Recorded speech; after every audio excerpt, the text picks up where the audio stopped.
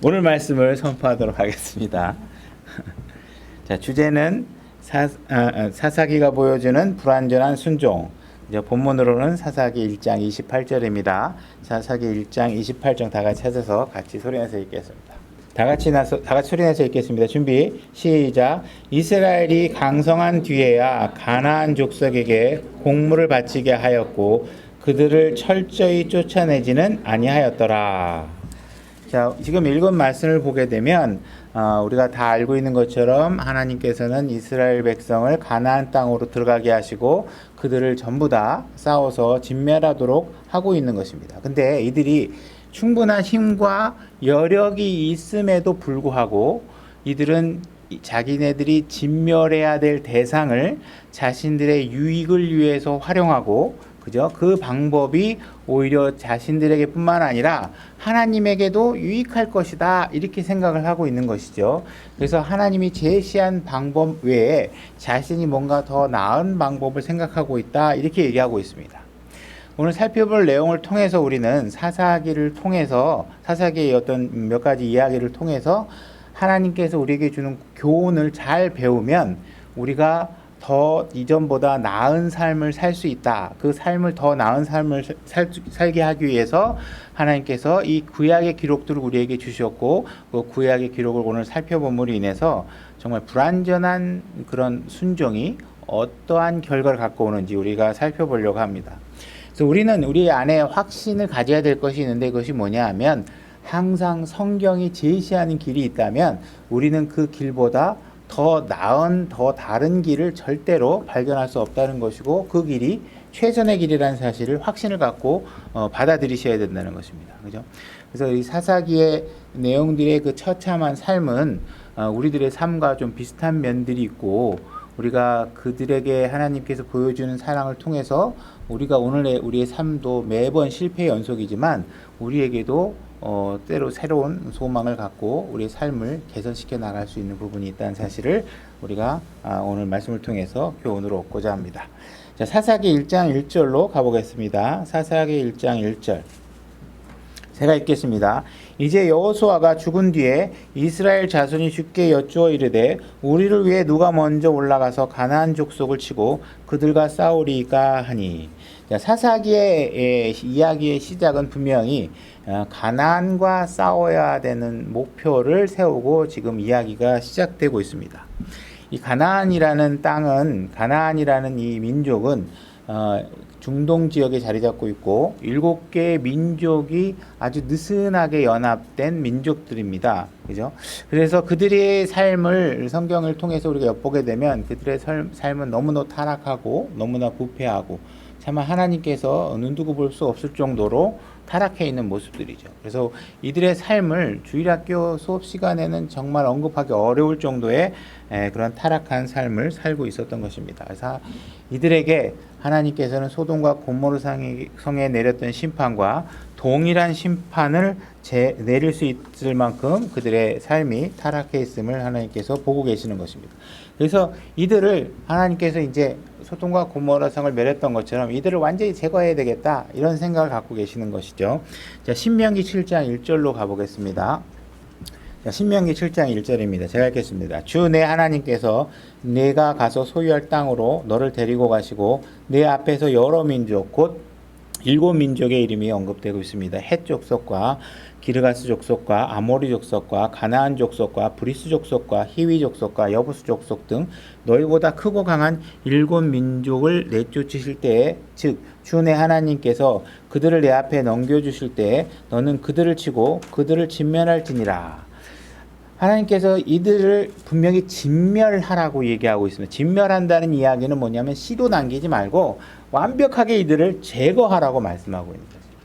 어떤 사람은 좀 살려두고 어떤 사람은 놔두고 쫓아내고 이런 식이 아니라 아예 다 제거해버리라고 말씀하고 있는 것이죠. 지금 이 가나안 땅이 워낙 지금 부패한 땅이기 때문에 지금 하나님께서는 이스라엘 민족을 내가 이 땅에다가 너희를 살게 할 것이고 그 대신 내가 계획한 심판을 가나안 민족에게 낼 건데 그것을 너희들이 해야 되니까 가서 그들을 완벽하게 제거하라고 말씀하고 계시는 것입니다. 그래서 그들을 제거할 때 너희는 또한 너는 그들과 어떤 언약도 맺지 말며 그들에게 긍휼을 보이지도 말고. 가나안은 세상으로 예표되는 그런 어떤 민족들이죠. 그래서 여러분들이 하나님을 섬기면서 세상 사람들과 어떤 계약을 맺거나 그들과 목적이 같다고 해서 그들과 어떤 합의점을 찾아서 같이 동맹을 맺는 일 같은 경우는 하나님께서 허락하지 않으시는 것입니다. 그래서 맺지 말고 그들에게 긍휼을 보이지 말라. 그죠? 긍휼을 보이지 않는 것 자체가 사실은 하나님 입장에서는 하나님의 사랑하는 백성을 위해서는 의로운 일이고 하나님 입장에서는 그것이 곧 의로운 일이 되는 것입니다.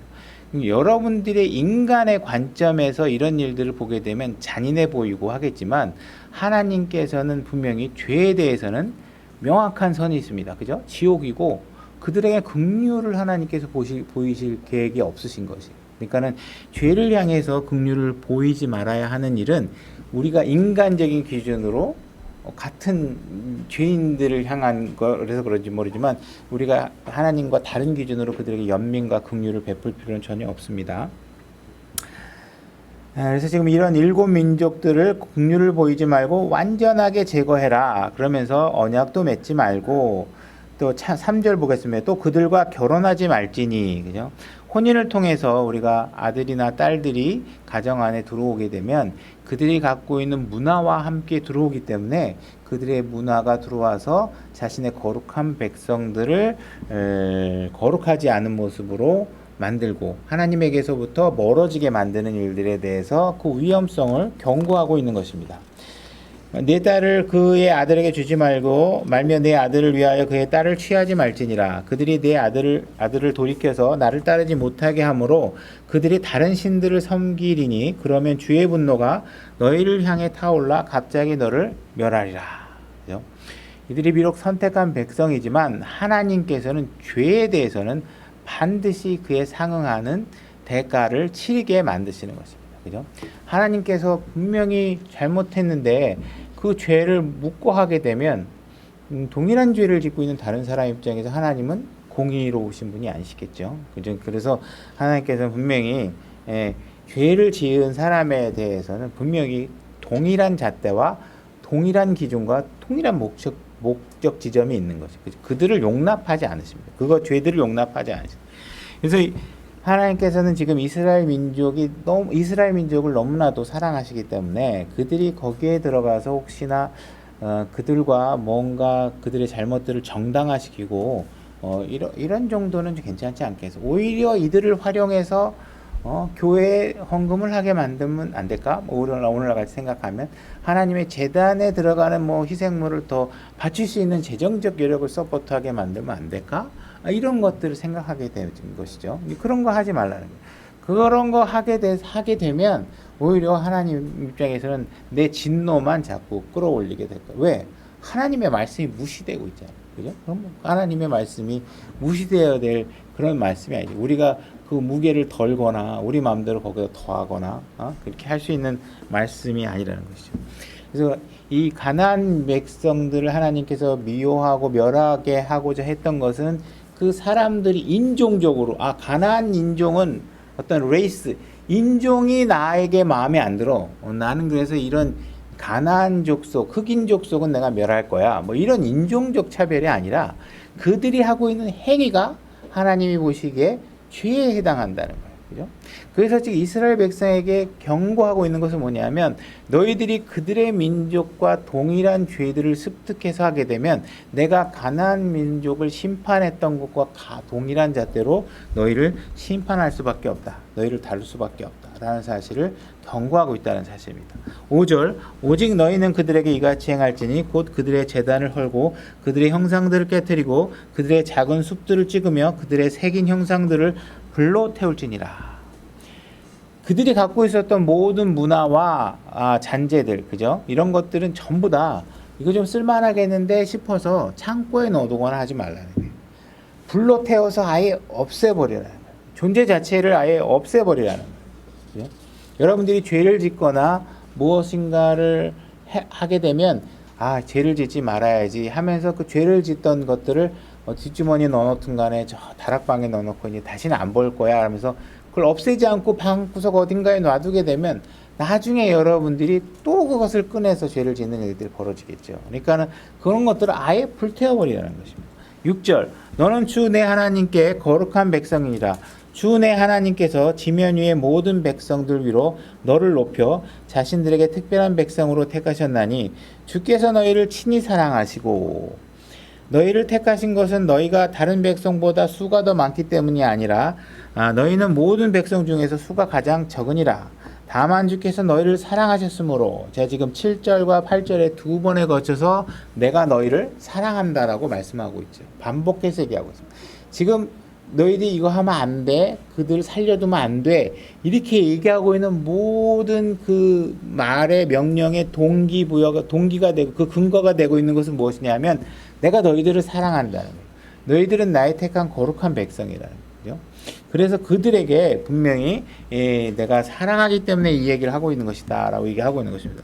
또 너희 조상들에게 하신 맹세를 지키려 하심으로 주께서 강한 손으로 너희를 데리고 나오시고 너희를 노예들의 집에서 이집트 왕 파라오의 손에서 구속하셨나니.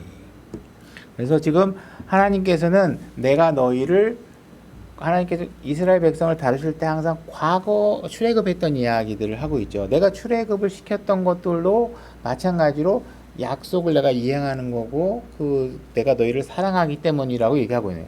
그러니까 내가 너희들에게 지금 갑자기 사랑을 얘기하는 게 아니라 너의 조상들의 생각대를 한번 봐봐. 내가 너희를 얼마나 사랑했으면 이집트의 강대국 속에서 너희들을 끄집어내고 아무도 하지 못하게 하고 광야로 와서도 그죠?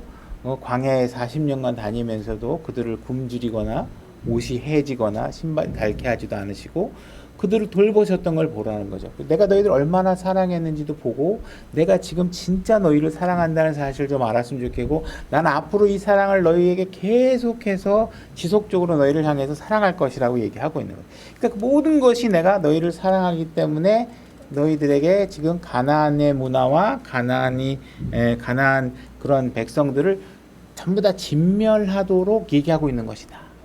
근데 사람들은 자꾸 하나님 말씀에 시비를 걸고 싶어 하니까 구약의 하나님이 너무 이거 잔인하고 냉정한 사람들이 아닌가. 이걸 잔인하고 냉정하게 느낄 수 있는 사람은 누구냐? 죄를 짓거나 가나안의 신들이 생각할 때는 하나님이 너무 잔인하죠. 그죠? 그러나 연약하고 거룩하게 구별돼야 될 양들을 보존해야 되는 입장에서 보면 그건 하나님의 사랑이라는 거예요. 긍휼이고, 그죠? 그래서 이런 부분들을 가나안 사람들이 하나님에 대해서 평가한 말을 가지고 그리스도인이 하나님의 백성이 하나님을 동일한 선상에서 잔인한 하나님으로 바라보고 있다면 그건 문제가 있다라는 거예요. 그래서 하나님께서 얘기해줘. 과거에 내가 어떻게 너희들에게 행했는지를 한번 보라는 거예요. 여러분들이 하나님에 대해서 뭔가 불평불만이 있다면 여러분들이 예수 그리스도가 십자가에서 해주신 일을 잘 생각해 보라는 거예요. 여러분들이 하나님께서 십자가에서 보여주신 그 사랑을 여러분들이 잘 이해한다면 여러분들이 소유하고 있는 하나님이 어떤 하나님인가를 알 수 있다는 거예요. 여러분들을 괴롭히기 위해서 여러분들을 뭔가 냉정하게 대하기 위해서 목적이 있는 것이 아니라 그들을 거룩하게 그들의 삶을 더 풍족하게 평안하게 화평 가운데 누리도록 하기 위해서 더 복 주시는 삶을 살기 위해서 내가 이런 명령과 규칙들을 주고 있다라는 거예요. 이런 거 따라하지 마라, 이런 거 하면 안 된다 하고 명령들과 규칙들. 그러니까 이 명령과 규칙들을 주시는 분이 어떤 분인가를 잘 알면 이 명령과 규칙을 주는 동기가 뭐냐면 우리를 거룩하게 하고 우리를 사랑하고 우리를 평안하게 살기 위해서 해준다는 거죠. 만약에 하나님께서 우리에게 명령과 규칙을 주지 않으셨다고 한번 생각해 보세요. 이스라엘 민족에게 만약에 위생법을 주지 않았다면 어땠을까요? 맨날 전염병과 질병과 이런 것들에 의해서 다 죽고 막 이런 고통을 겪을 거 아니에요. 근데 그들은 위생법을 갖고 있음으로 인해서 어떠한 전염병 속에서도 이스라엘 민족은 그 전염병으로부터 아주 건전하게 건강하게 건강을 유지할 수 있는 상황들이 됐겠죠. 그죠? 살인하지 말아라. 이 이야기를 우리에게 기록해 주신 것은 뭐예요? 탐심 가지면 안 된다? 이런 것들은 그들의 사회를 좀 더 안정적이고 평안하게 유지하기 위해서 해주시라는 거죠. 하나님께서 창세기를 통해서 하나님께서 남자와 여자를 만들었다고 기록해 놓으신 건 뭐야 그래요?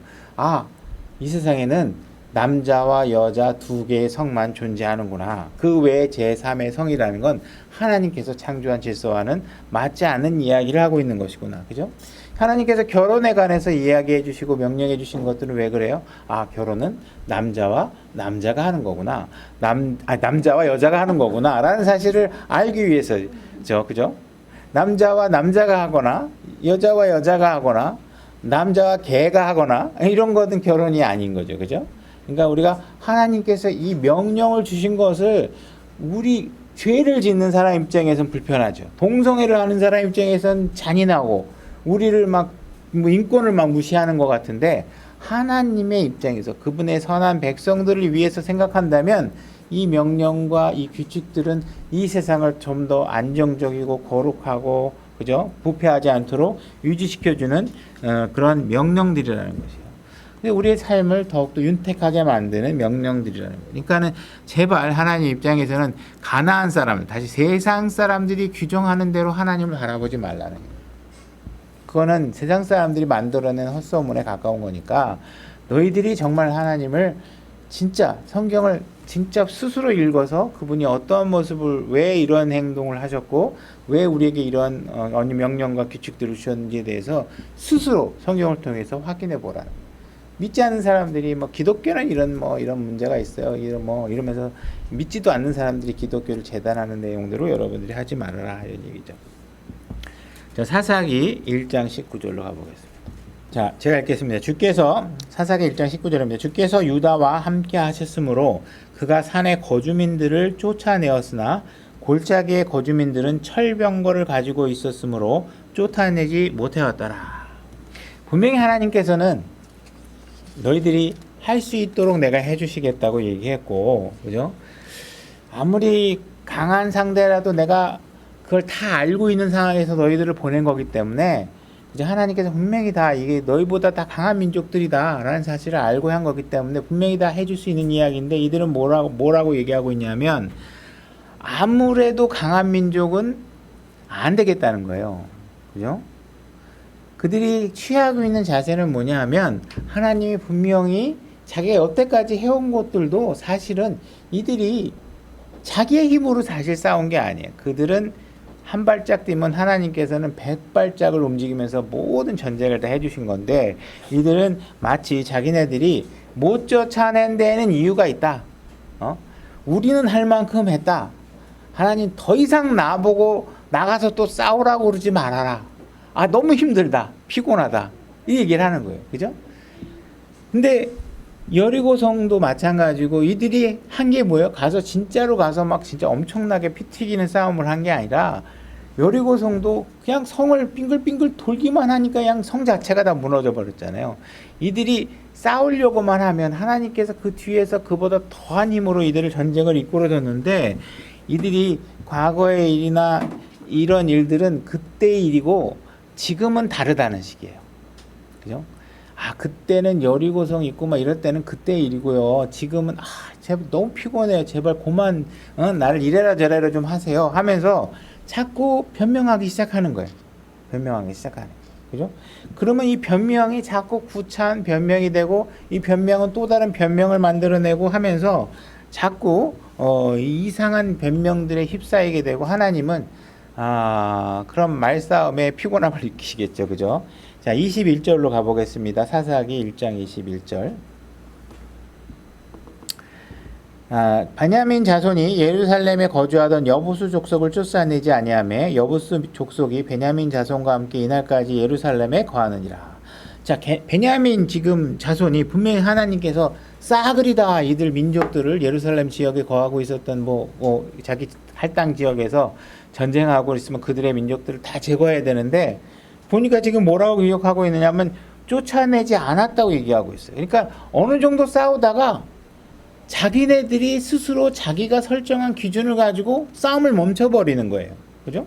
27절 므낫세도 벳산과 그것의 고을들의 거주민들과 다낙과 그것의 고을들의 거주민들과 도르와 그것의 고을들의 거주민들과 이블로함과 그것의 고을들의 거주민들과 무기또와 그것의 고을들의 거주민들을 쫓아내지 아니하매 가나안 족속이 그 땅에 거하려 하였더라. 이제 그들에게 긍휼을 베푸니까 가나안 족속은 이제 어떻게 해서든지 거기서 좀 살아남으려고 하는 거죠. 그래서 그들이 거기에 가나안 족속이 머물게 한 데에는 이스라엘 민족이 하나님의 말씀을 분명히 진멸하라고 했는데 그 기준을 자기 기준으로 퇴보시키면서 뭔가 자기 나름대로 기준을 만들고 하다가 전쟁을 하다가 멈춰버린 것이죠. 그죠? 시간이 지나면서 분명히 진멸해라 그래서 네 하고 갔는데 시간 지나니까 자기 나름대로 육신적으로 피곤하기도 하고 뭐 이런 꾀가 나기도 하니까 하나님이 진멸하라고 한 기준을 다 내팽개치고 어떻게 해요? 우리들끼리 앉아서 우리 어떻게 할까? 우리가 이 정도만 해도 되지 않겠어? 그래서 지지하는 사람을 두세 사람 만들어서 그러면 그래 그게 낫겠지 하고서 하나님의 명령을 무시하고 자기네들끼리 상의한 결과로 하나님의 기준을 뒤엎어 버리는 거예요. 그죠? 하나님의 명령은 그럴 수 있는 명령이 아니란 말이에요. 우리끼리 지혜를 내서 뭐 해가지고 될 수 있는 문제가 아니란 말이에요. 28절 이스라엘이 강성한 뒤에야 가나안 족속들에게 공물을 바치게 하였고 그들을 철저히 쫓아내지는 아니하였더라. 이들이 생각하기에는 가나안 족속들을 완벽하게 다 애들까지도 다 죽이라고 하셨는데 이게 너무 잔인한 일이 아닐까, 그죠? 그래서 하나님에 대해서 자기 나름대로 그 다른 평가 기준을 가지면서 그렇게 할 바에는 우리가 이들을 좀 살려둬서 공물을 바치게 하자, 그죠? 그들을 잘 다뤄서 통제하면 오히려 이들이 우리에게 유익이 되지 않겠어? 그죠? 분명히 우리가 잘 관리할 수 있을 거야. 하나님께서 분명히 하나님의 기준은 너 그거 관리 안 돼. 다 제거해야 돼. 이렇게 얘기하신 거란 말이에요. 근데 이들은 자기네들이 이거 분명히 관리할 수 있고 내가 통제를 잘하면 우리들에게 경제적 이득도 있고 이들의 경제를 통해서 하나님을 잘 섬길 수 있고 이런 식으로 얘기를 하는 거예요. 그러니까 하나님의 답변은 어때요? 하나님은 우리의 의사를 항상 존중하시는 분이시죠. 그래서 네가 그렇게 내가 말한 것보다 좋은 생각을 갖고 있다고 생각하면 그렇게 한번 해봐라 하고 놔두시는 거예요. 그죠?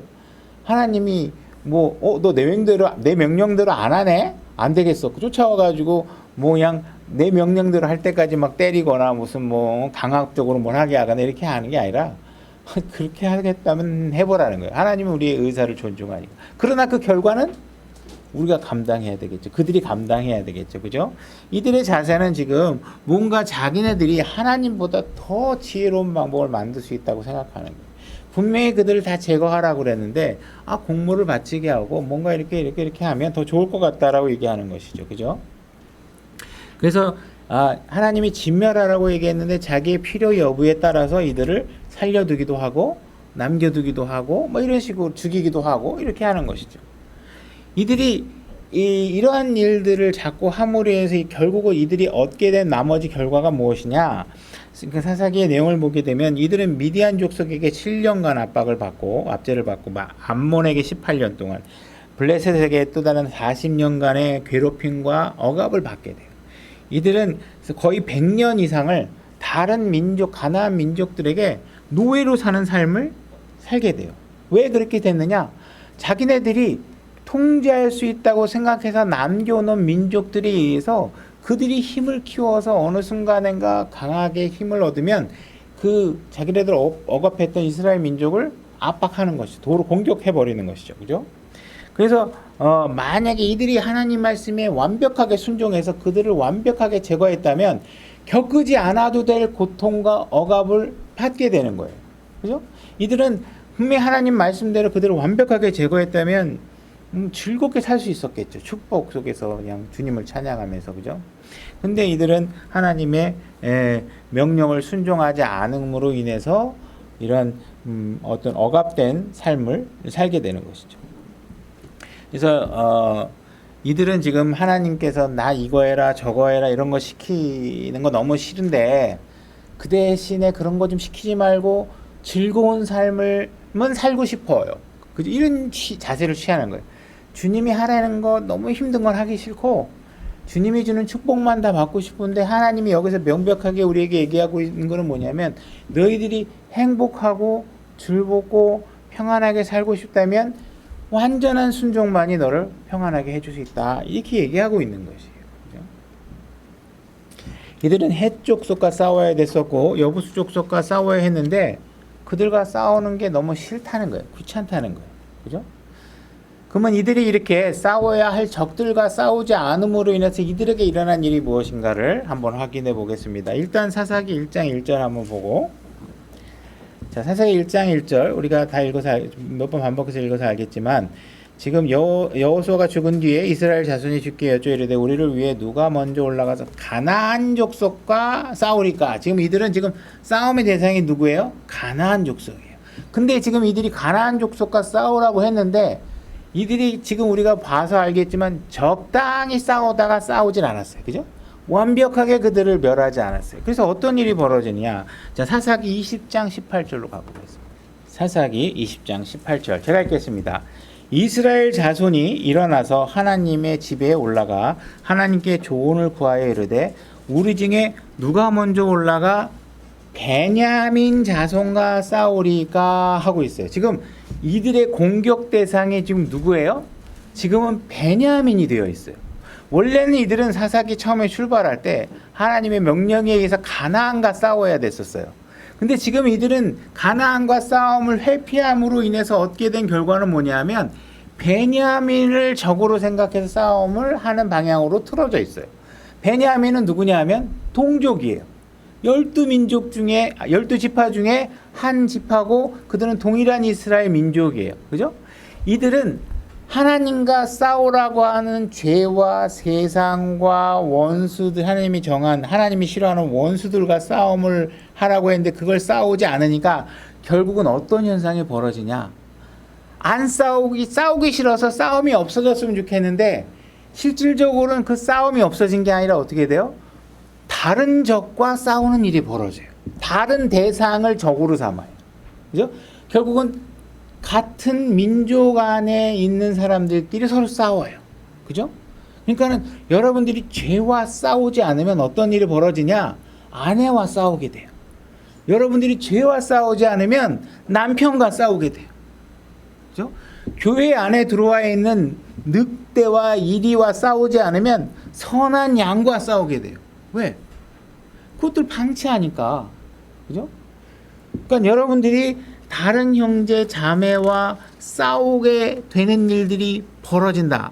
그러니까 결국은 나는 안 싸울 거야. 나는 평화주의자야. 절대로 그렇게 되지 않는다는 거예요. 여러분들은 누군가와 싸우게 된다는 거예요. 근데 하나님께서 정해놓은 하나님의 원수들과 싸우게 되면 훨씬 우리의 삶이 윤택하고 평안해질 텐데 그 가나안 족속과 싸움을 피하고 그들과 협약을 맺고 그들과 타협을 맺으면 어떻게 해요? 성경 말씀대로 얘기하는 사람과 싸워야 되고, 그죠? 그렇게 하는 건 하나님의 길이라고 얘기 안 하는 사람과 싸워야 돼요. 내부와 싸워야 돼요. 그죠? 여러분들이 죄와 싸우지 않으면 죄가 아닌 것과 싸우게 된다는 거예요. 그죠? 여러분들은 나는 싸움을 안 할 거야. 이 상황은 여러분들에게 주어지지 않는 거예요. 여러분들은 둘 중에 하나를 선택해야 되는 거예요. 죄와 싸우든지 죄가 아닌 것과 싸우든지. 우리가 그래서 이런 말씀들을 우리가 다시 묵상해보고 오늘날 신약에서 그러면 구약에서는 이렇게 그러면 실질적으로 육신적인 육체적인 물리적인 어떤 싸움을 하죠. 실제로 사람을 죽이고. 그러면 오늘날 신약은 그럼 뭐 우상 믿는 사람들 가서 쫓아가서 다 죽이라는 얘기냐? 뭐 신천지 믿는 사람들 가서 뭐 싸워서 그들을 죽이라니 그런 얘기 아니겠죠. 여러분 잘 알겠다시피 에베소서 6장 10절로 가보겠습니다. 제가 읽겠습니다. 끝으로 내 형제들아 주 안에서와 그분의 강력한 권능 안에서 강건한 자가 되라.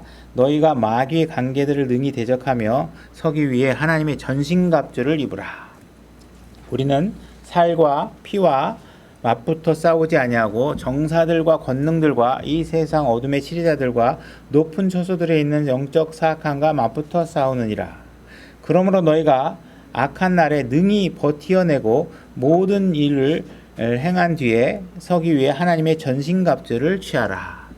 지금 우리가 읽은 구절을 통해서 알 수 있는 것은 우리에게 분명히 싸워야 될 전쟁이 있다. 전투가 있다. 그리고 우리가 그들과 싸울 수 있는 무기가 주어져 있고 우리는 싸워야 될 원수가 우리에게 있다. 그죠? 이 원수는 육체적인 싸움은 아니다. 그죠? 이 싸움은 우리가 무슨 영토를 지키거나 사람을 대상으로 해서 실질적으로 상해를 입히거나 하는 것들이 아니라 이 싸움의 대상은 무엇이냐면 마귀의 행위를 대상으로 해서 싸우는 것입니다. 하나님은 여러분들의 마음을 통제하길 원하십니다. 하나님의 말씀으로 성령님으로 여러분들의 마음을 통제해서 거룩한 삶을 유지해낼 수 있도록 돕고자 원하십니다. 근데 마귀도 여러분들의 마음을 통제하고 싶어 합니다. 여러분들의 삶에 개입해서 여러분들의 삶의 영역에 영향력을 행사하고 싶다라는 거죠. 그러니까 여러분들의 마음은 하나님도 여러분들의 마음을 통제하고 싶어 하고 마귀도 여러분들의 마음을 통제하고 싶어 하는 거예요. 그죠? 그래서 여러분들이 어떤 것이 진짜 가치 있는 것인가를 결정하는데 하나님도 그 가치에 영향력을 해서 거룩한 하나님의 말씀의 기준으로 이끌고 싶어 하는 반면에 마귀도 여러분들이 어떤 결정을 할 때 어떤 것이 가치 있는 것인가를 결정할 때 그 결정하는 과정에 개입해서 마귀의 영향력을 강력하게 행사하려고 한다는 것이에요. 그죠? 그래서 우리 안에 전쟁이 일어나는 거예요. 내가 하나님의 말씀을 하나님께 나를 내어드려서 그것대로 살 수 있게 내 자신을 만들어 줄 것인지 아니면 마귀의 설득에 내가 설득당해서 내 자신을 그들에게 통제할 수 있도록 해줘야 되는지에 대해서 싸움이 일어난다는 거예요. 근데 오늘날 많은 그리스도인들이 입으로는 내가 그리스도인이라고 주장하는데 너무나 영적인 싸움을 하고 싶어 하지 않는 그리스도인들이 너무 많다는 거예요. 그래서 하나님께서 우리를 어린 양의 피로 세상에서 이집트에서 우리를 건져내시고 광야로 이끄시고, 그죠? 그리고 우리가 죽은 뒤에 하늘나라에 갈 수 있게 해주신 거에 대해서 너무 감사하게 생각하는데 그 이후에 우리의 삶이 무언가 마귀로부터 악한 영향을 받고 그들로 인해서 우리의 삶이 파괴되고 우리의 자녀들이 악한 영향을 받고 그들의 삶과 교육 과정이 파괴되고 있고 그 다음에 교회 안에서 뭔가 잘못된 교리나 마귀의 교리나 마귀의 인본주의 같은 것들이 들어올 때 그런 것들이 들어오는 것과 싸워야 되는데 싸우고 싶어 하지 않는다는 거예요. 왜? 싸우면 세상 사람들에게 막 너무 비난받을 것 같기도 하고 그렇게 하는 건 너무 인간적이지 않은 것 같고 이러면서 그냥 그런 것들을 용납하면서 마치 그것이 사랑인 것처럼 그것이 포용인 것처럼 하면서 그들을 용납해 버리게 된다는 거예요. 우리가 무슨 어떤 그런 마귀의 행위들이 축제로 벌어지고 있고 거리 퍼레이드를 하고 있고 이런 일들이 벌어지게 되면 의외로 우리가 상상하는 것 이상으로 많은 교회들이 그들의 행위를 지지하고 있다는 거죠. 심지어 그들의 행위가 잘못되다고 주장하고 있는 사람들조차도 사실은 그런 일들이 벌어졌을 때 아무 말도 안 하고 침묵하게 된다는 거예요. 왜? 싸우고 싶지 않다는 거예요. 그죠? 그러면서 실질적으로 그런 싸움을 하지 않으면서 불평과 불만과 왜 내가 내 삶이 이렇게 부패한 것으로 인해서 억압받고 억압받고 이러는지 속박받고 하는지 이런 불평을 하게 된다. 그러니까 세상이 교회를 파괴하는 게 아니라는 거예요. 세상은 교회를 파괴할 수 없어요. 왜? 예수님께서 지옥의 문들도 교회를 이기지 못하리라 이렇게 얘기하고 있잖아요. 그죠? 그래서 이 교회는 마귀나 지옥이 이길 수 있는 대상은 아니에요. 교회가 망가지는 건 그리스도인들이 말씀에 순종하지 않아서 생기는 일들이에요. 그래서 성경이 말하고 있는 것은 여러분들이 하나님 말씀에 순종하지 않으면 그 전까지 보여줬던 빛이 가려지고 더 순종 안 하면 더 어두워지고 그죠? 여러분들의 마음이 점점 뭔가 하나님의 거룩함에 있지 않고 육신적인 판단과 자기 지혜를 의지하고 내 판단의 우월성을 신뢰하고 하면서 하나님 말씀의 기준은 다 사라져요. 그러면서 스스로가 자기 자신을 속박하고 스스로가 자기 자신을 어둠에 놓이게 만들고 스스로가 자꾸 하나님의 교회로부터 자꾸 멀어지게 만들므로 인해서 자기의 삶을 망가뜨리게 된다. 자, 고린도후서 10장 3절로 가보겠습니다. 제가 읽겠습니다. 비록 우리가 육신 안에서 거르나 육신을 따라 싸우지 아니하노니 우리의 전쟁 무기는 육신에 속하지 아니하고 하나님을 통해 강력하여 강한 요새들도 무너뜨리느니라. 우리는 상상하는 것과 또 하나님을 아는 것들을 대적하여 스스로를 높이는 모든 것들을 무너뜨리고 모든 생각을 사로잡아 그리스도께 순종하게 하며 너희의 순종이 이루어질 때 모든 불순종을 응징하려고 준비되어 있노라. 자, 여러분들이 갖고 있는 모든 생각들을 다 예수 그리스도께 다 맡겨서 그분의 통제 아래 두어야 된다는 거예요. 그렇게 하고 있는 이유는 왜 그래요? 여러분들이 불현듯 하나님의 말씀에 불순종하는 일들이 벌어지게 되면 어떻게 하셔야 돼요? 여러분들은 그 불순종은 어떻게 하셔야 돼요? 응징해야 돼. 그죠? 그럼 응징하려고 그러면 싸움의 준비를 잘하고 해야 되는데 그 준비가 어떻게 이루어지냐면 예수 그리스도의 하나님 말씀이 여러분들을 완벽하게 고정시켜야 돼요. 그죠? 여러분들은 분명히 지난 일주일 동안 살면서 하나님 말씀에 의도를 갖고 하나님의 말씀을 거역하고 불순종한 사례들이 있을 거예요. 그러면 여러분들은 과연 내 불순종을 인지하고 내 이 불순종을 어떻게 해서든지 깨부셔갖고 다시는 이런 문제 이런 불순종한 자세를 보이지 않을 거야 하고 전의를 불태고 막 그냥 어떻게 해서든지 이걸 다 이겨내서 내가 다음엔 이런 불순종을 하지 말아야지 하고 막 그냥 전의를 불태워 보신 적이 있어요. 만약에 여러분들이 예배 도중에 전화가 와가지고 전화를 탁 받았는데 갑자기 지금 막 집을 지키고 있던 작은 아들이 전화가 와가지고 집에 지금 도둑이 들었다고 누군가 막 훔쳐갔다고 그러면 여러분 어떻게 하겠어요? 갑자기 예배고 뭐고 지금 그게 중요해? 그죠? 목사님 저 먼저 가보겠습니다. 그리고 막 가가지고 막 피해본 게 뭔지 다친 게 어딘지 이놈 어떤 놈이 들어온 거야 이게 어떤 놈이 아까 막 엄청나게 지금 막 여러분들이 싸우려고 전의를 불태울 거 아니에요. 그죠? 왜? 여러분들이 물질적으로 뭔가 피해보고 육신적으로 피해를 봤으니 보면 그거에 대해서 복구하려고 엄청나게 지금 한판 싸울 기세로 할 거란 말이에요. 근데 여러분들의 자녀들이 집안에서 컴퓨터를 켜고 음란하고 부패한 게임과 드라마를 보고 집안에 여러 가지 그런 어떤 부패하고 거룩하지 못한 일들이 벌어지고 그죠? 부패한 언어들 막 사용하고 뭐 이런 것들이 벌어졌을 때 여러분들은 아이들에게 그걸 바로 잡으려고 전의를 불태우는 게 아니라 또 말 걸어봐야 또 싸움 될 거고 이거 또 말해봐야 듣지도 않을 거고 요즘은 그냥 자기의 삶은 자기가 알아서 하는 거지 하면서 여러분들이 그걸 방치한단 말이에요. 그죠? 그것이 어떠한 결과를 가져올지에 대해서 영적인 어떤 전투에 대해서는 여러분들이 별로 싸우고 싶어 하지. 왜?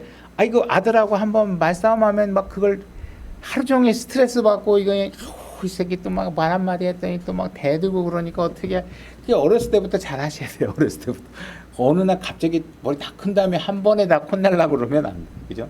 아이들 때부터 순종과 그런 불순종에 대한 징계나 이런 것들을 잘 해오셔야 되는데 이런 죄들과 싸워야 되는 문제. 그죠? 여러분들이 막 이런 교회 안에서도 뭔가 죄의 마귀의 행위들이 벌어졌을 때 그것과 싸워야 되는데, 그죠? 여기에서 만약에 여러분들이 어떤 정식 부부로 결혼하지 않은 사람이 부부처럼 와서 앉아 있다. 그러면 우리는 그 부분에 관해서 뭔가 최대한 그 부분을 제거해서 다르게 거룩하게 생각하는 지체들이 거기에 악한 영향을 미치지 않도록 그 부분에 관해서 철저하게 징계하고 싸워서 그것이 발붙이지 못하게끔 해야 되는데 2명 늘었네 뭐 이렇게 생각하거나 그죠? 그들에 대해서 너무 그거 지적하면 요즘 사회에 너무 답답하니까 그것도 막 말 한번 잘못하면 막 싸워야 되고 막 스트레스가 그 싸워야 될 것들이 너무 필요하니까 안 싸운다는 거예요. 지금 이스라엘 백성이 가나안 땅에 살고 있는 일이 뭐예요? 그 싸운다는 게 쉬운 일이 아니잖아요. 전쟁해야 되는 게. 그리고 막 싸우다가 어느 정도 가니까 쟨 철병거 있네.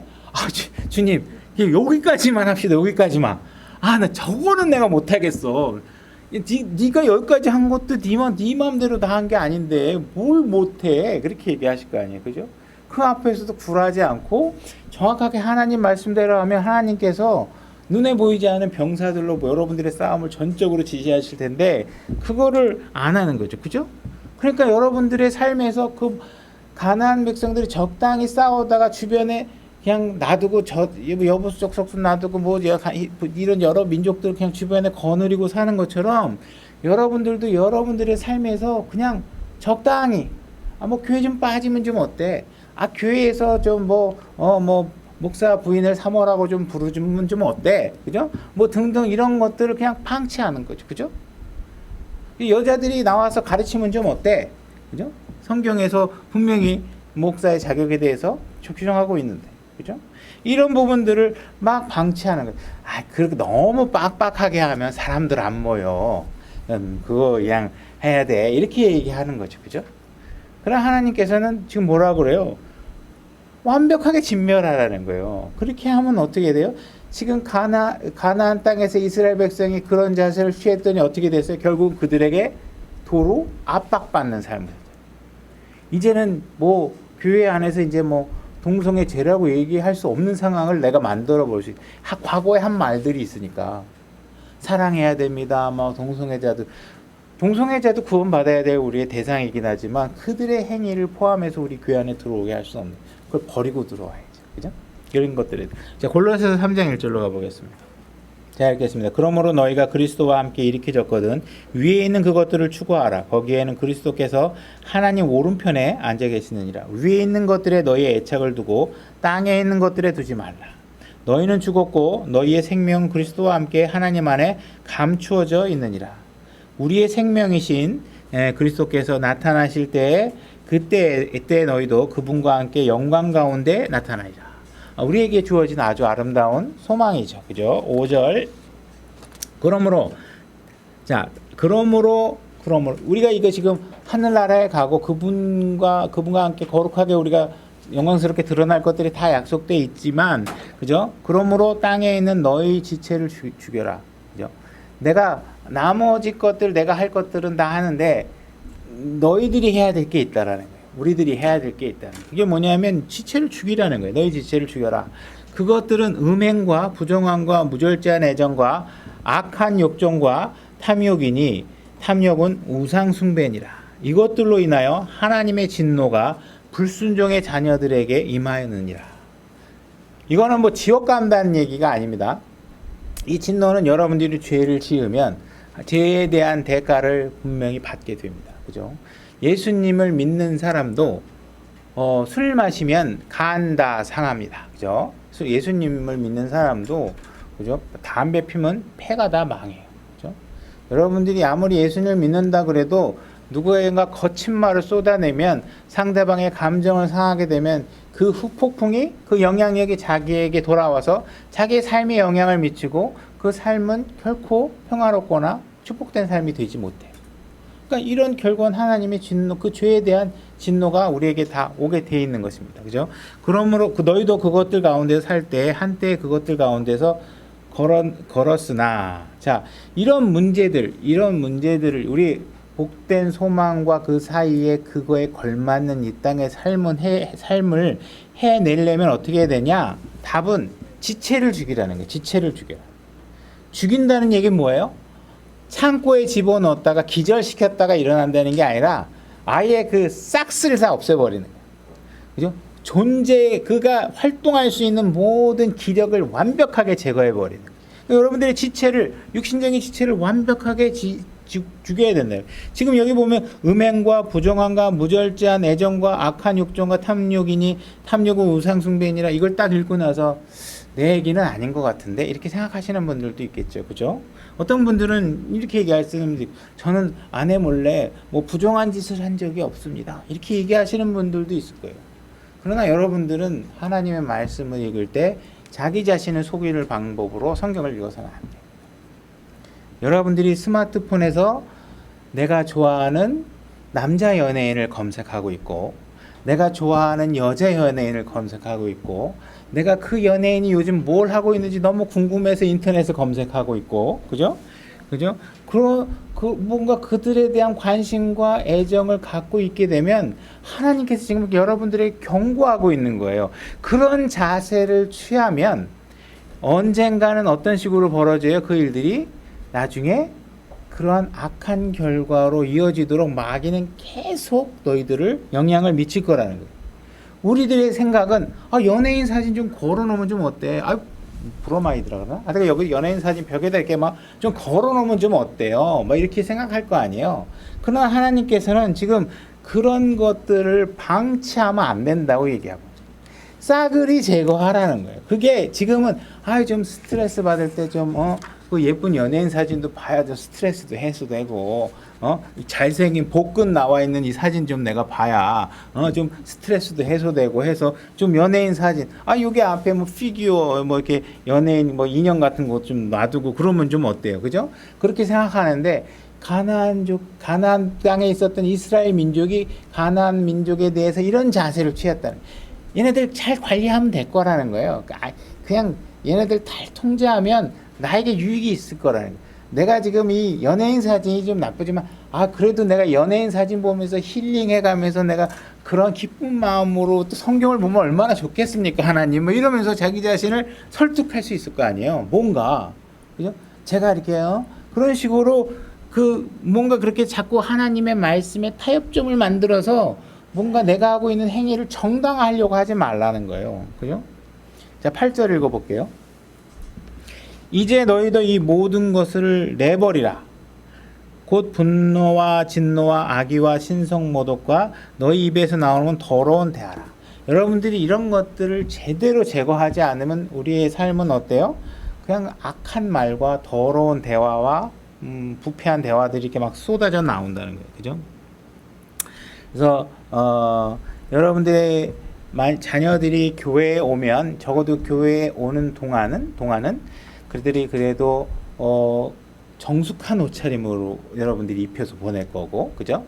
뭔가 교회 안에 가면 이런 언어를 쓰면 안 돼. 그리고 쿡쿡 찔릴 거고, 그렇게 해서 그들도 오면 주일학교 선생님을 통해서 거룩한 말과 표현이 무엇인지, 정숙하고 경건한 옷차림이 무엇인지를 알게 될 거란 말이에요. 근데 그들이 집으로만 가면 어떻게 돼요? 거의 밤나의 모습으로 춤을 추는 아이돌을 바라보면서 즐거워하고 있고, 그죠? 부패한 언어들과 그죠? 바람피는 드라마의 주제들을 보면서 막 재밌어하고 이렇게 아이들을 성장시키게 되면 이런 반복적으로 부패한 문화에 노출되게 되면 여러분 언젠가는 그 아이들이 그 문화의 영향력에 지배받아서 여러분들이 거의 통제할 수 없는 영역의 삶을 살게 될지도 모르겠다고 하나님께서 경고하고 있는 거예요. 우리는 그런 부분에 관해서 너무 약한 존재라는 거예요. 그죠? 그래서 우리는 이 세상과 교회와는 공통점이 전혀 없다라는 사실들을 아셔야 돼요. 세상과 같이 할 수 있는 게 없어요. 그죠? 그들은 성경을 읽고 싶어 하지 않습니다. 그들은 하나님을 두고 싶어 하지 않아요. 자기를 통제하는 주를 두고 싶어 하지 않아요. 당연히 그들은 그런 문화를 요구하고 있는 기독교를 원하지 않습니다. 그죠? 그래서 우리가 그들을 따라가면 안 되는 사실을 분명히 알고 있는데 우리 안에 무언가가 자꾸 그쪽에 비중을 두도록 만드는 무언가가 자꾸 있다라는 거예요. 그래서 그것과 여러분들이 잘 싸워야 된다는 거예요. 그게 우리의 약점이라는 거예요. 우리 육신이라는 건 자꾸 그걸 알고 있지만 자꾸 그래도 세상 문화에 비중을 두고 그래도 이 정도는 괜찮지 않겠어 하면서 타락한 음악과 문화들을 용납하고 살아간다는 것이죠. 그죠? 그래서 뭔가 우리들은 자기 판단과 자기 주장을 합니다. 그래서 그 자기 판단과 자기 주장을 일단 뱉어내면 그 말이 하나님 말씀보다 더 절대적이기를 원하는 생각들을 갖고 있어요. 그래서 그런 것들을 빨리 우리가 버리고 하나님의 말씀에 딱 고정되지 않으면 우린 계속 혼란스러운 삶을 살게 돼요. 하나님께서 그래서 우리에게 건전한 생각을 갖고 있으라. 여러분들이 하나님께서 규정하지 않은 바를 여러분들의 생각으로 먼저 입으로 맡아내지 않도록 조심하셔야 돼요. 많은 목회자들도 제가 보게 되면 하나님 말씀보다 자기가 세운 규정을 더 지고지순하게 붙잡고 있어요. 성경에 없는 건데 우리 교회는 이렇게 할 겁니다. 그러면 그거 감독의 재량권의 거룩한 방향으로 일치하기 위해서 하는 것들이 다행히 있을 수 있죠. 있을 수 있지만 하나님 말씀과 뭔가 모순되고 배치되어 있는데도 불구하고 이미 자기가 뱉어버린 말을 버리기가 싫어서 자꾸 하나님 말씀보다 자기 생각을 더 높이려고 한다는 거죠. 그죠? 그래서 우리가 하나님의 말씀을 지키는 것이 얼마나 우리에게 유익한지를 보여주기 위해서 여러분들에게 세상에 술 마시고 사는 사람들의 삶에 앞으로 어떻게 되는지 이런 통계자를 여러분들에게 굳이 설명해 줄 필요가 없다라는 거예요. 하나님의 말씀은 진리라는 거예요. 그것보다 더 가치 있는 게 없다는 거예요. 우리는 간혹 가다가 어린아이들이 아이고 쟤 저런 말 어디서 배운 거야? 여러분들 가정에서 배운 거겠죠. 그죠? 여러분들이 뭔가 쓰던 언어들 속에서 아이들이 배운 거겠지. 얘네들이 어디 외계에 가서 어디 배워갖고 온 건 아닐 거잖아요. 그죠? 그러니까 우리가 하나님의 말씀대로 사는 것이 얼마나 안전하고 특히 그죠? 우리 어린 자녀일 때 하나님의 말씀이 그들 안에 내주할 수 있도록 그 안에 들어갈 수 있도록 하는 것이 너무나 가치 있는 것이라는 거죠. 그래서 우리가 다니고 싶어하는 교회들을 어떤 모습이어야 되는지 갈라디아서 5장 22절 갈라디아서 5장 22절입니다. 제가 읽겠습니다. 그러나 성령의 열매는 사랑과 기쁨과 화평과 오래 참음과 부드러움과 선함과 믿음과 온유와 절제니 이 같은 것을 대적할 법이 없느니라. 그리스도께 속한 사람들은 자 성령의 열매 지금 이와 같은 성령의 열매를 맺기 위해서는 그리스도인들이 어떻게 해야 되느냐? 애착과 정욕들과 함께 육신을 십자가에 못 박았느니라. 그죠? 그래서 우리 교회에 있는 성도들은 여러분들의 육신적인 생각, 자신의 의견, 뭔가 세상에 대한 애착, 성경에서 요구하고 있지 않은 어떤 애착, 탐심도 이런 것들을 전부 다 십자가에 못 박으셔야 된다. 죽여야 된다. 없애버려야 된다. 우리가 선한 열매를 맺고 싶다면 선하지 않은 것들을 죽여 없애야 돼요. 그죠? 우리가 믿음으로 채워지는 삶을 살고 싶다면 하나님과 이 말씀과 일치하지 않은 것들은 다 버려야 돼요. 그죠? 이런 거는 괜찮지 않겠어? 이러면서 별로 성경에서 다루고 있지 않은 것들을 굳이 여기 강대상에서 더 강조하고 마치 그것이 그렇게 나쁜 것은 아니라고 가르쳐 버리게 되면 걷잡을 수 없게 돼요. 여러분들이 기쁨의 열매를 맺기 원한다면 기쁨을 생산해내지 못하는 행위들, 그죠? 감정의 폭발이라든지 부패한 언어라든지 싸늘한 반응이라든지 친절하지 못한 행동들이라든지 이런 것들을 제거하지 않으면 내가 보여준 모습이 반사돼서 자기한테 돌아오게 돼요. 이런 것들을 내 안에서 제거하셔야 됩니다. 우리 주변에는 가나안 철학, 세상의 관점, 그죠? 이런 것들을 듣고 어느 교육학자가 이렇게 얘기해서 어느 천체학자가 어느 진화론자가 이렇게 얘기해서 하면서 마치 그들의 이 말들과 그들의 가치관을 통해서 하나님의 계명은 너무 인간들의 삶을 억압해 이런 식의 생각을 가진다면 그리고 또 하나님의 말씀을 슬쩍슬쩍 어기면서 술도 좀 마시고 결혼했어도 좀 다른 여자나 남자도 좀 마시고 이러면서 하나님의 말씀을 어길 수 있는 것이 마치 자율인 것처럼 생각하는 사람들, 이런 사람들이 가난한 사람, 이런 가난한 철학에 물들어서는 안 된다는 거예요. 그들이 하나님의 말씀을 거부하면서 만드는 이 세상이 어때요? 지금 학생들과 교사 사이 통제가 안 되고, 그죠? 술 중독자, 자살 증가, 그죠? 묻지마 살인, 이런 것들이 양산되고 많아지고 있는 것이 세상의 현상들이란 말이에요. 우리가 그들이 하나님의 말씀을 거부해서 얻고 있는 방향으로 우리가 굳이 가야 될 필요가 없는 것이죠.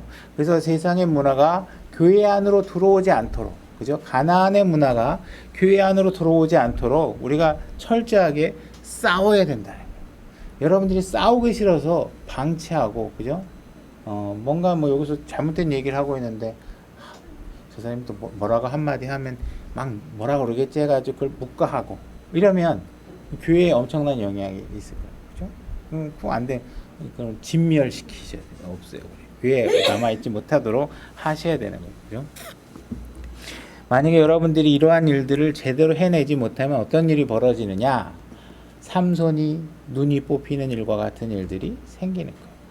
가나안 사람들에게 이용당하고 결국은 눈까지 뽑히고, 그죠? 그런 일들이 벌어지지 않으려면 우리가 그들과 싸울 수 있을 때 싸워서 그들을 제거해야 돼. 로마서 6장 5절로 가보겠습니다. 로마서 6장 5절 제가 읽겠습니다. 만일 우리가 그분의 죽음과 같은 모양으로 함께 심겼으면 또한 그분의 부활과 같은 모양으로 되리라. 우리가 이것을 알거니와 우리 옛사람이 그분과 함께 십자가에 못 박힌 것은 죄의 몸을 멸하여 이제부터는 우리가 죄를 섬기지 아니하게 하려 함이라. 죽은 자는 죄로부터 해방되었느니라. 그죠? 여러분, 죄의 삭은 사망입니다. 그죠? 그래서 여러분들은 죄를 지으시면 안 되고, 이것은 구원받지 못한 사람에게 뿐만 아니라 구원받은 사람에게도 여전히 작동되는 법입니다. 여러분들이 죄를 지으면 여러분들의 삶의 일부는 죽어가고 있는 것입니다. 여러분들은 영원한 생명을 이미 얻었고 죽으면 하늘나라에 가는 확고한 보장을 받고 있습니다. 그 사이에, 우리가 하늘나라에 가기 그 사이에 우리의 삶도 육신적인 생각과 죄의 생각들을 완전하게 제거하라고 얘기하고 있는 것입니다. 죄를 끝내는 삶을 사는 것이 어떻겠냐고 우리에게 얘기하고 있는 거예요. 여러분들 중에서 분명히 구원은 내가 받았는데 아직까지 내 삶이 불행하고 좌절과 뭔가 힘든 문제들 속에서 내가 헤어나오지 못하고 있다면 여러분들의 불행이 원인은 여러분들에게 원래부터 정해져 있던 불행이 아니라 뭔가 하나님께서 여러분들을 불행하게 만들고 있는 그 원인과 그 싸우라고 명령했을 그 시점에 그것들을 싸우지 않고 그것들을 계속 방치해 놓고 있는 결과로 인해서 여러분들의 삶이 불행과 좌절로 오게 되는 것이라는 거죠. 그죠? 그러니까 여러분들이 분명히 그것과 싸웠다면 불행을 겪을 필요가 없었는데도 불구하고 여러분 처음에는 그것들이 별거 아니고 내 휴식의 일종이고 뭔가 내 일탈의 일종이고 뭔가 나를 시원하게 만들어주기 때문에 그냥 그 정도 죄는 져도 되나 보다 하고 그냥 죄를 졌던 것들이에요. 그죠? 그래서 이런 것들에 대해서 정확하게 우리가 싸워야지만 분명히 된다. 여러분들이 그것과 싸우지 않으면 결국은 여러분들은 다른 것과 싸우는 순간이 여러분들에게 다가올 것이라고 얘기하고 있는 것입니다. 마지막으로 예화를 한번 만들어서 얘기해 보면 여러분들 동네에 연쇄 살인마가 있어서 뭐 일주일에 한 번씩 사람이 죽어나가고 있는데 우리가 그 연쇄 살인마를 만나서 우리가 좀 잘 설득해 가지고 누가 가서 좀 일주일에 한 번씩 말고 2주일에 한 번씩 죽이면 좀 어떻겠냐고 가서 제안을 좀 해보면 어떻겠냐고 이렇게 얘기할 상상을 해볼 수 있는 사람이 있겠냐고 그러죠. 그죠? 여러분들이 지금 죄가 다가오고 있고 그 죄의 삭은 사망이고 여러분들의 삶을 죽이고 있는데 여러분들이 그걸 그들에게 가서 그냥 죄를 내가 그냥 요즘 매일같이 졌는데 하루는 좀 졌다 지을까? 술을 내가 매주 마시면서 찜찜했는데 그냥 2주에 한 번씩 좀 건너뛰어 봐야지. 이렇게 해가지고 해결될 문제가 아니라 완벽하게 여러분들에게 제거해야지만 여러분들이 삶이 풍요롭고 축복된 삶을 된다. 여러분들이 올바른 적이 누구인지를 정확하게 인지하시고 그들과 정확히 싸울 수 있어야 돼요. 그것에 불순종하고 싸움을 게을리하게 되면 여러분들은 싸움을 회피하는 데서 끝나는 게 아니라 여러분들은 분명히 싸우지 않아야 될 무언가와 싸워야 되는 순간이 분명히 다가올 것이라는 것입니다. 자, 여기까지 하겠습니다.